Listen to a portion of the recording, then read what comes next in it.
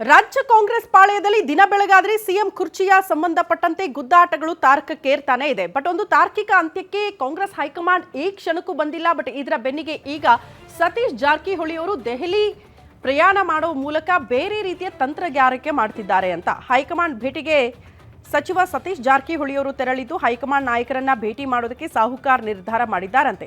ಇವತ್ತು ಹೈಕಮಾಂಡ್ ನಾಯಕರನ್ನ ಭೇಟಿ ಮಾಡೋದಕ್ಕೆ ನಿರ್ಧಾರ ಆಗಿದ್ದು ದಿಢೀರ್ ಅಂತ ಕಾಂಗ್ರೆಸ್ ಹೈಕಮಾಂಡ್ ಭೇಟಿ ಆಗ್ತಾ ಇರೋದು ಯಾಕೆ ಇಂಥ ಚರ್ಚೆಗಳು ಕೂಡ ಕಾಂಗ್ರೆಸ್ ಪಾಳೆಯದಲ್ಲಿ ಆಗ್ತಾ ಇದೆ. ಮಲ್ಲಿಕಾರ್ಜುನ ಖರ್ಗೆ ವೇಣುಗೋಪಾಲ್ ಅವರನ್ನ ಭೇಟಿ ಮಾಡ್ತಾ ಇರೋದು ಯಾಕೆ, ಸಾಹುಕಾರ್ ಬೇರೆ ವಿಚಾರಗಳನ್ನೇನಾದರೂ ಪ್ರಸ್ತಾಪ ಮಾಡ್ತಾ ಇದ್ದಾರಾ ಅಥವಾ ಸಿಎಂ ಕುರ್ಚಿಗೆ ಸಂಬಂಧಪಟ್ಟಂತೆ ತಮ್ಮ ಡಿಮ್ಯಾಂಡ್ಗಳೇನಾದರೂ ಇಡ್ತಾ ಇದ್ದಾರಾ?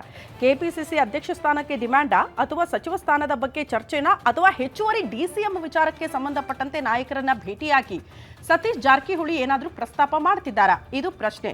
ಯಾಕಂದ್ರೆ ನಿಮಗೆಲ್ಲ ನೆನಪಿರಲಿ, ಕಾಂಗ್ರೆಸ್ ಪಾಳ್ಯದಲ್ಲಿ ಸಿದ್ದರಾಮಯ್ಯನವರನ್ನ ಕೆಳಗಿಳಿಸಿ ಡಿ.ಕೆ. ಶಿವಕುಮಾರ್ ಅವರನ್ನ ಸಿಎಂ ಕುರ್ಚಿಯಲ್ಲಿ ಕೂರಿಸಿದ್ರೆ ನಮ್ಮಗಳ ಪರಿಸ್ಥಿತಿ ಏನು, ನಮ್ಮ ಅಸ್ತಿತ್ವದ ಪ್ರಶ್ನೆ ಏನು? ಪ್ರತಿ ಬಾರಿ ಕೂಡ ಸಿದ್ದರಾಮಯ್ಯನವರ ಆಪ್ತ ಬಳಗದಲ್ಲಿದ್ದವರು ಇದನ್ನೇ ಪ್ರಶ್ನೆ ಮಾಡ್ತಿದ್ದಾರೆ.